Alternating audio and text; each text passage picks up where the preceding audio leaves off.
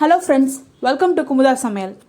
நீங்கள் நம்ம சேனலை இன்னும் சப்ஸ்கிரைப் பண்ணலனா மறக்காம சப்ஸ்கிரைப் பண்ணிட்டு பக்கத்துல இருக்க ஆல் இருக்கிற பட்டனையும் கிளிக் பண்ணிடுங்க.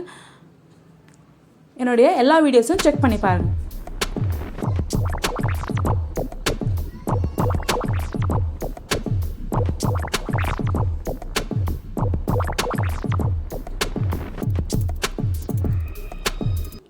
இப்போ இந்த மஷ்ரூம் பெப்பர் ஃப்ரை எப்படி செய்கிறதுன்னு பார்க்கலாம். அதுக்கு ஒரு பேன் வச்சு தேவையான அளவுக்கு ஆயில் சேர்த்துட்டு ஆயில் நல்லா சூடானதுக்கப்புறமா கடுகு சேர்த்துருக்குறேன். கடுகு நல்லா பொரிஞ்சதுக்கப்புறமா சின்ன சின்னதாக கட் பண்ணி வச்சுருக்கிறேன் வெங்காயத்தையும் கருவேப்பிலையும் சேர்த்துருக்குறேன்.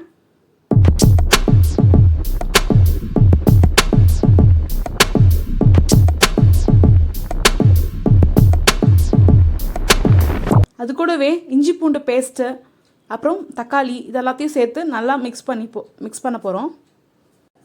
இந்த பச்சை வாசனை போகிற வரைக்கும் நல்லா வதக்கிட்டு வெங்காயம் இஞ்சி பூண்டுலாம் நல்லா வதங்கினதும் நம்ம எடுத்து வச்சுருக்க தக்காளியை சேர்த்துக்கலாம். தக்காளியும் சின்ன சின்னதாக கட் பண்ணி வச்சுருக்கிறேன். நீங்கள் வேணும்னா அரைச்சி கூட சேர்த்துக்கலாம், இன்னும் கொஞ்சம் திக்காக இருக்கும் கிரேவி.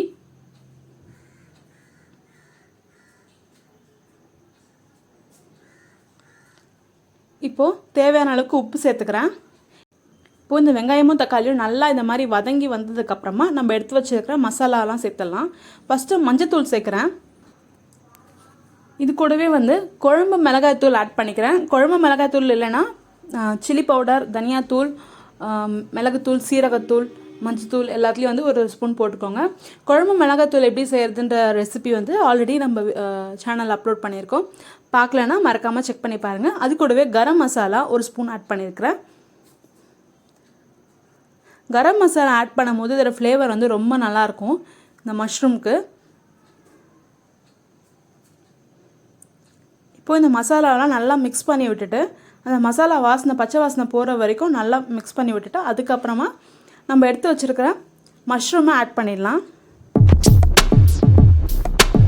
இப்போது மஷ்ரூமை நல்லா வாஷ் பண்ணிவிட்டு சின்ன சின்ன பீஸாக இந்த மாதிரி கட் பண்ணிவிட்டு நம்ம எடுத்து வச்சுருக்கிற மசாலாவில் சேர்த்துக்கலாம்.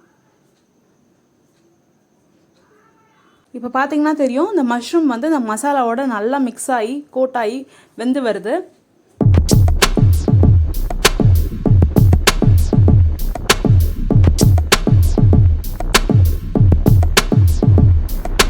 இப்போது நல்லா வதங்கினதுக்கப்புறமா உப்பு காரம்லாம் செக் பண்ணிவிட்டு லாஸ்ட்டாக சோம்பும் மிளகும் எடுத்துருக்கிறேன். உங்கள் காரத்துக்கு ஏற்ற மாதிரி மிளகும் சோம்பும் லைட்டாக க்ரஷ் பண்ணிவிட்டு மிக்சியில் போட்டு ஒரு தடவை ஊட்டிட்டு சேர்த்துருங்க. லாஸ்ட்டாக இந்த மிளகும் சோம்பும் சேர்த்துட்டு ரொம்ப நேரம் வதக்கணும்னு அவசியம் இல்லை.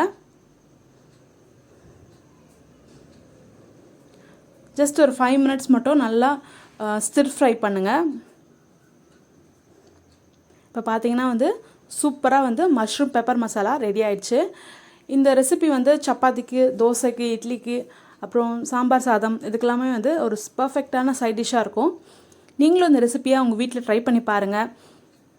மறக்காமல் குமுதா சமையல் சேனலை சப்ஸ்கிரைப் பண்ணுங்கள். தேங்க்ஸ் ஃபார் வாட்சிங். தேங்க்யூ.